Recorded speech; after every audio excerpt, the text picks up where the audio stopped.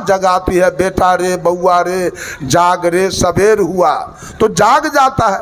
शिव को कभी जब सुलाई है जो रोज दिन कहती है जागा, सूतने वाला न जागता है, तो शिव को सुलाया गया जो कहते हो जाग जाओ।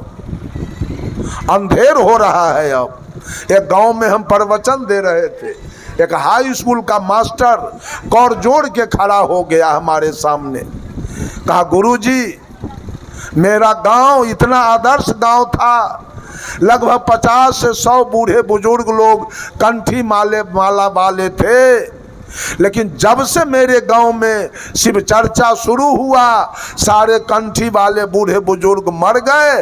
अब तक गांव में केवल तारी दारू और मांस मछली का दुकानदारी चल रहा है और शिव चर्चा चारों तरफ चल रहा है। गांव मेरा बर्बाद होके खत्म हो गया, समाप्त हो गया। शिव चर्चा वाला गांव को सुधार लेंगे कि बिगाड़ेंगे?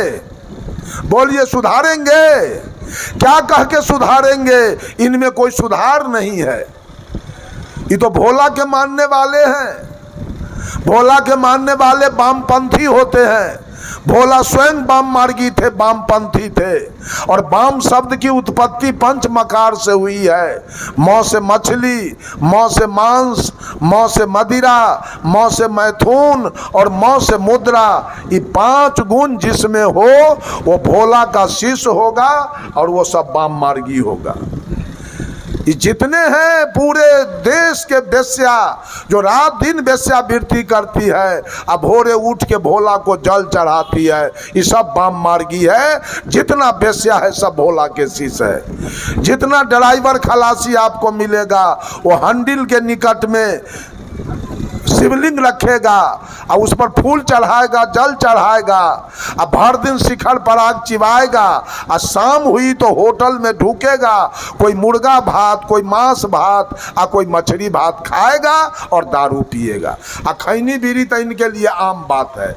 जितने बड़े लोग हैं उनके बेटा के बियाह में, बेटी के बियाह में, तिलक में, फलदान में, छठिहार में निश्चित रूप से बकरा कटाएगा। ये सारे लोग भी वामपंथी हैं और भोला के पुजारी हैं। वो लोग कबीर के भगत नहीं हो सकते। कबीर के भगत जो भी होंगे उसके गले में कंठी माला जरूर होगा, लेकिन भोला का जितना भगत है उसके गले में आपको कंठी माला नहीं मिलेगा। अगर वो कंठी पहना है तो भोला का विरोधी है, कंठी वाला भोला के सपोर्टर कभी हो नहीं सकता। ये सब धर्म चल रहा है, ये सब धर्म दुनिया के अंदर में। औरत सब साल भर धर्मे करती है, साल भर पूजा करती है, खूब छठ करेगी। या पारन के दिन बेटा के कहेगी बउआ जाओ न तन बाजार, मीट खाए है से मुंह पचपचा रहा है, पाभर झिंगो मछली ला दो जे सामने तन खा ले। हो गया छठ, छठ हो गया। एक साल छठ के दिन में हम एक गांव में थे, वो गांव का नाम है सोनमा डेहुली। उस गांव में थे। सवेर में जब वहां से हम जलपान करके चल रहे थे, तभी तक पारन के दिन एक मछली बेचने वाला आ गया। वो हल्ला करने लगा, लीजिए बैगनों से सस्ता है 12 रुपये किलो। अभी पवनी करने वाली महिला कोई सूप ले ले, कोई डगरा ले ले, कोई थाली ले ले, कोई कटोरा ले ले, 1 किलो हमको दीजिए, 1.5 किलो हमको दीजिए, 2 किलो हमको दीजिए। हम की बाहर छठ। अब खूब ही पवनी करने वाली सब खूब पवनी कर रही है। इसका नाम है पवनी। मांस खाओ और पवनी करो। बकरी के बेटा के करेजी खाओ और पवनी करो और अपना बेटा के करेजी बचाओ। ये इनका पवनी चल रहा है। यही धर्म है, यही नेचर है, यही गुण है। आग में घी को जलाओ, यही धर्म है। अब पानी में जाके नहा लो, गंगा जमुना में, यही धर्म है। अरे पानी में नहाना कौन धर्म है? आज तक 67 बरस मेरा उम्र अब चढ़ गया है, 67 बरस, लेकिन आज तक मैं मंदिर नहीं गया कभी जीवन में। आज तक न जाऊंगा। मर जाऊंगा लेकिन मंदिर मस्जिद गिरजा गुरुद्वारा मैं आज तक नहीं गया, तो भगवान के बाप का हिम्मत है कि हमको कुछ कर ले आकर? अगर वो है तो उसको मैं चैलेंज देता हूं भगवान को कि हमारा कुछ आके बिगाड़ को तो देख। मैं नहीं जाऊंगा तेरे मंदिर में।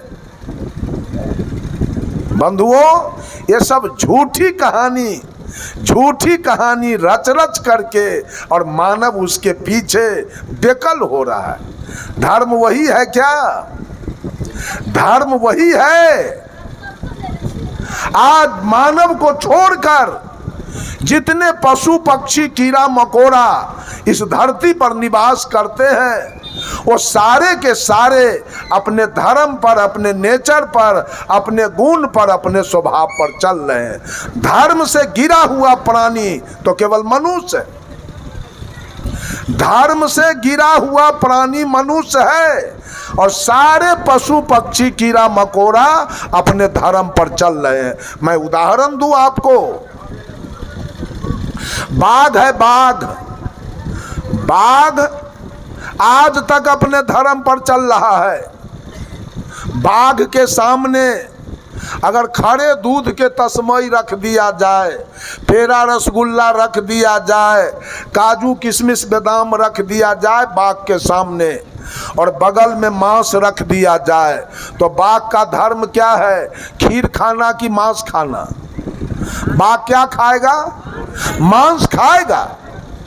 बाघ का धर्म है, नेचर है, गुण है, स्वभाव है, उसका प्रकृति है मांस खाना। प्रकृति ने उसका स्वभाव मांस खाने वाला बना दिया।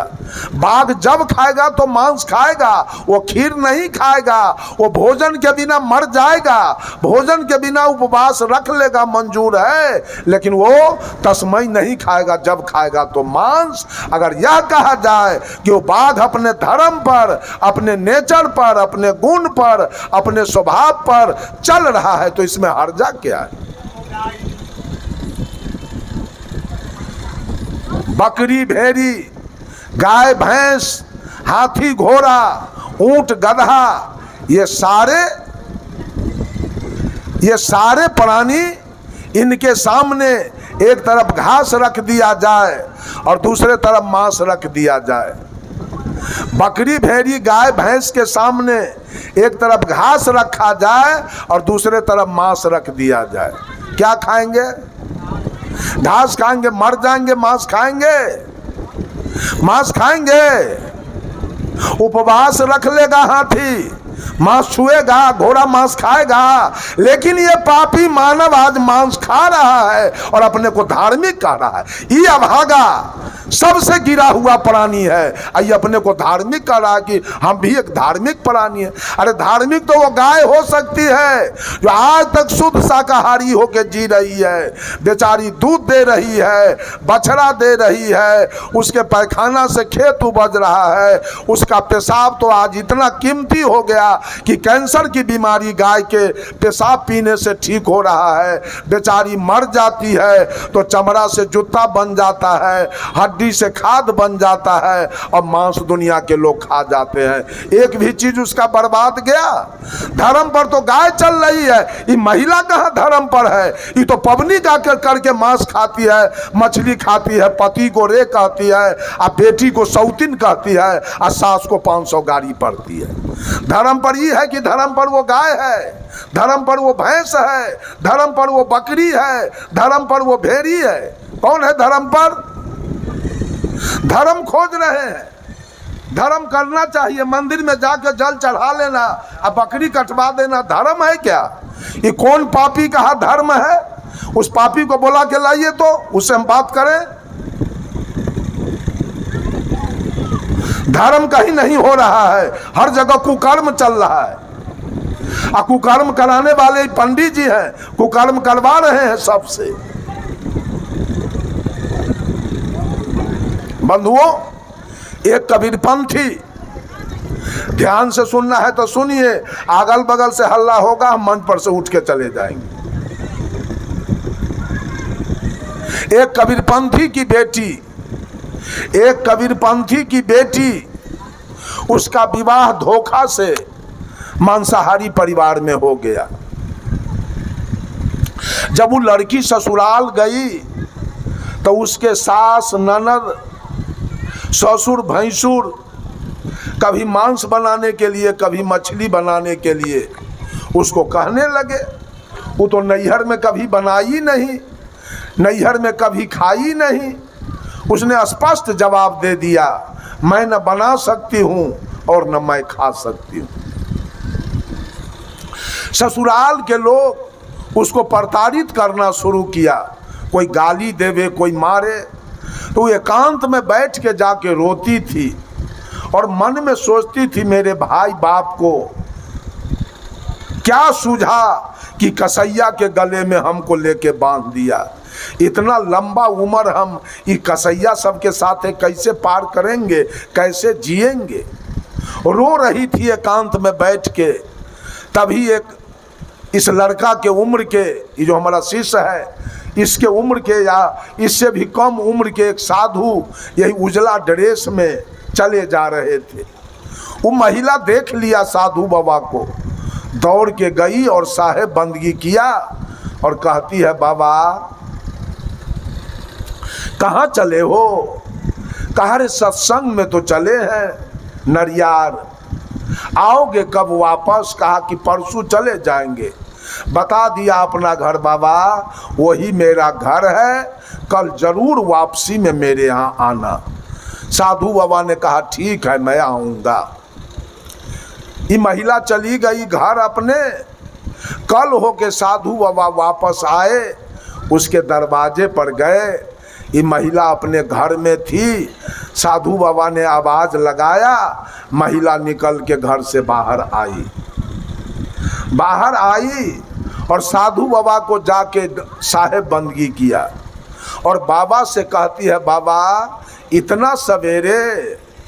तो बाबा ने कहा कि कहीं सवेर में अबेर हो जाए।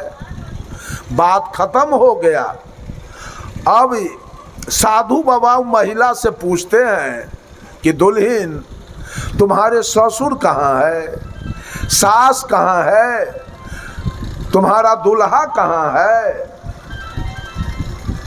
तो दुल्हन कहती है कि बाबा ससुर का तो अभी जन्म नहीं हुआ है, सास हमारी 2 बरस की है और दुल्हा मेरा 12 बरस का है। साधु बाबा ने कहा कुछ पंगत कराओगी? तो दुल्हन कहती है, बाबा पंगत तो आपको हम कराते, लेकिन यहाँ बसिया चलता है, ताज़ा नहीं चलता है। कहा तो बसिया हम नहीं पाते हैं। साधु बाबा उठ के चल दिया। जब साधु बाबा उठ के चल दिए तो गांव घर के औरत सब साधु के इस दुल्हन के बात को कान लगा के सुन रही थी। जो साधु चले औरत सब जाके इसके सास को कह दिया कि तुम्हारी पुतोह कितना बदचलन है, कितना बदमाश है। उस साधु से क्या सब बतिया रही थी, कह रही थी ससुर का जन्मे नहीं हुआ और सास है 2 बरस के। बताओ जिसके ससुर का जन्म न हो और सास हो 2 बरस के, तो उसको पुतोह कहाँ से आ गई? अगर हमारी पुतोह होती तो आज हम घर से निकालते, आज उसको घर से हम निकाल देते। इसके सास को तो सुन के आग लग गई। ये 2-4 गो लड़का को कहती है, ए बाबू देखो तो बाबाजी कहाँ गया, उसको पकड़ के लाओ। लड़का सब गया और बाबाजी को पकड़ लिया। पकड़ के लाया, गांव के मुखिया जी को बुलाया गया, सरपंच जी को बुलाया गया, बूढ़े बुजुर्ग लोगों को बुलाया गया। उस दुल्हन को घर से निकाला गया और पंचायती शुरू हो गई। मुखिया जी ने पूछा साधु से, बाबा आपको क्या जरूरी था ये नई नवेली जुबती दुल्हन से बात करने का? साधु ने कहा, मुखिया जी हमको कोई जरूरी नहीं था इससे बात करने का, यही बुलाई है तो हम आए हैं, बिना बुलाए नहीं आए हैं। अरे तो आ गए तो क्या सब हुआ? अरे आए तो यही आके साहेब बंदगी किया और पूछती है बाबा इतना सवेरे, तो हम कह दिए कहीं सवेर में अबेर हो जाए। मुखिया जी ने पूछा इसका क्या जवाब है?